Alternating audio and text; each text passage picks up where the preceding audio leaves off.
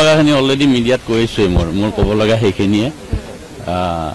মোৰ বন্ধু প্ৰথম তাৰপিছত ৰাইজৰ হকে আমি এটা মাৰ্ট খুলিছিলোঁ ৰাইজৰ হকে আমি কাম কৰিম বুলি হয়তো ৰাজহুৱাভাৱে ৰুক্মিণী গাঁৱত কৰিছিলোঁ আমাৰ লুকাব লগা একো নাই সেইখিনিয়ে কথা আৰু এতিয়া এটাই বিচাৰোঁ জুবিনৰ ক্ষেত্ৰত যিখিনি অন্যায় হৈছে সেইটো ন্যায় হ'ব লাগে সেইটো আমাৰ সকলোৰে দাবী মোৰো দাবী আৰু আজি কি কাৰণে মাতিছে ডিটেইলছটো মোক কোৱা নাই তথাপিও মোৰ লগত থকা যিখিনি কাগজ পত্ৰ সেইখিনি মই লৈ আহিছোঁ নহয় মোৰ ব্যৱসায়ৰ যিখিনি তথ্য লেনদেন আপুনি জুবিন গাৰ্গৰ বিজনেছ পাৰ্টনাৰ আৰু সেই আমি সিদ্ধাৰ্থ শৰ্মাক পাইছিলোঁ সিদ্ধাৰ্থ শৰ্মাই বহু টকাৰ হিচাপ দিয়া নাই এই প্ৰসংগটোৰ বিষয়ে আপুনি কিবা জানে মই ইণ্টাৰনেলটো নাজানো বিভিন্ন ক্ষেত্ৰত শুনি থাকোঁতে জুবিনক ডিচেম্বৰ মাহৰ আগতে আমি কৈছিলোঁ কিছুমান কথা কৈছোঁ হ'ব এদিন বহি আমি হিচাপ নিকাচ কৰি ল'ম এইবিলাক কথা শুনিছিলোঁ সেইবিলাক আৰু জুবিনৰ টকা পইচাবিলাক ক'ত খৰচ কৰিছে কি কৰিছে হিচাপ নাছিল বিভিন্ন পক্ষৰ পৰা শুনিছিলোঁ বিভিন্ন মানুহে কয় আমাক কয় তোমালোকে ক'ব লাগে তোমালোকে লগত থকা অনবৰতে মই বোলে আমি জুবিনৰ লগত ইমান ইণ্টাৰনেল টকা পইচাৰ কথা নাপাতো আমাৰ লগত যিখিনি আছে আমি সেইখিনি পাতো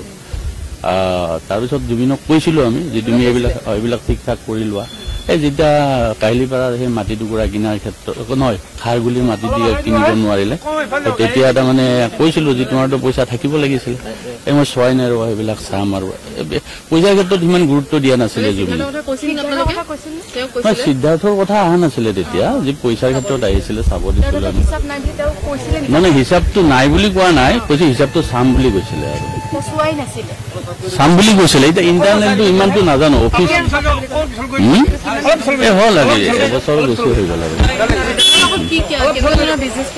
এইটোতো বিজনেছ প্লেন মই অপেনভাৱে কৈছোৱে এইটো ৰাজহুৱা হিচাপে কৈছিলোঁ সেইটোৱে আছিলে আৰু আমি ৰাইজৰ হকে কাম কৰিম খেতি কৰিম বজাৰ বস্তু আনিম ৰাইজক দিম নিবনুৱা যুৱক যুৱতীক সংস্থাপন দিম এইটোৱে আছিলে আমাৰ মেইন উদ্দেশ্য আৰু তাৰমানে আৰু এইটো আমি ৰাজহুৱাভাৱে প্ৰথম দিনাই কোৱা হৈছে এইটো আমাৰ আৰু বেলেগকে নিজাকে ক'ব লগা একো নাই আমি প্ৰথম আৰম্ভণি যেতিয়া কৈছিলোঁ আপোনালোকৰ মিডিয়াৰ মানুহ কৈছিলে ৰাজহুৱা হিচাপে ৰুক্মিণী গাঁৱত ঘোষণা কৰা হৈছিলে আৰু ইয়াত আমাৰ ইণ্টাৰনেলি যে কিবা থাকিব লগা আছে একোই নাই সেইদিনা আমি গোটেইখিনি কথা কৈছোঁ হয় ধন্যবাদ যোৰহাটৰ প্ৰথমখন NABH স্বীকৃতিপ্ৰাপ্ত চিকিৎসালয় AJ নাৰ্ছিং হোমত নৱসংযোজন কেটলেব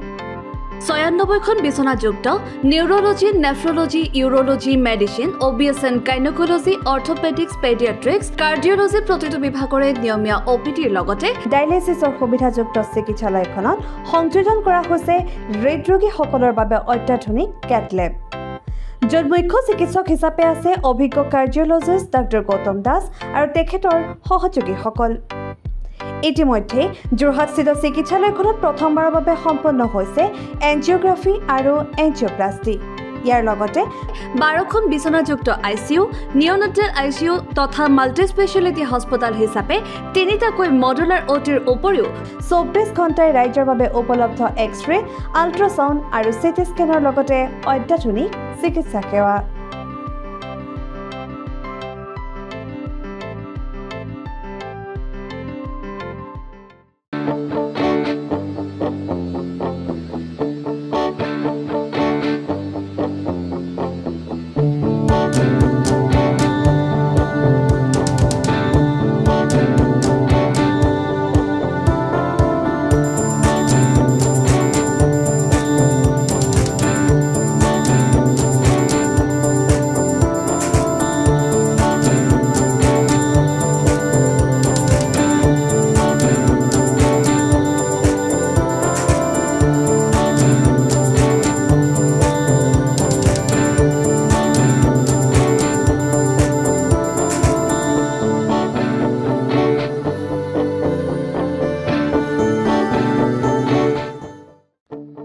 আপোনাৰ সপোনৰ ঘৰখন কেনে হ'ব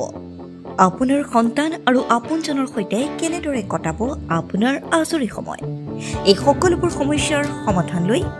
শুভম গ্ৰুপে আপোনাৰ বাবে লৈ আনিছে আপোনাৰ সপোনৰ ঘৰখন 362টা ফ্লেটযুক্ত শুভম গাৰ্ডেনৰ সফল নিৰ্মাণৰ পাছতে 20 বছৰৰ ভৰসা 16টা প্ৰজেক্ট 28 লাখ বৰ্গফুটৰ সম্পূৰ্ণ নিৰ্মাণ আৰু 15 লাখ বৰ্গফুটৰ চলিত প্ৰকল্প নিৰ্মাণৰ অভিজ্ঞতাৰে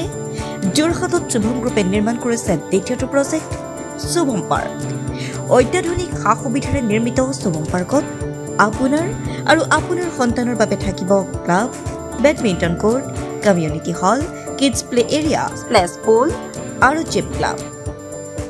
প্ৰতিটো ব্লকত থাকিব 2.5 BHK, 3 BHK, 3.5 BHK ফ্লেট। লগতে থাকিব আপোনাৰ আৰু আপোনাৰ আপোনজনৰ প্ৰাপ্তিৰ সাহী। আজিয়ে বুক কৰক আপোনাৰ সপোনৰ ঘৰখন। যোগাযোগ কৰক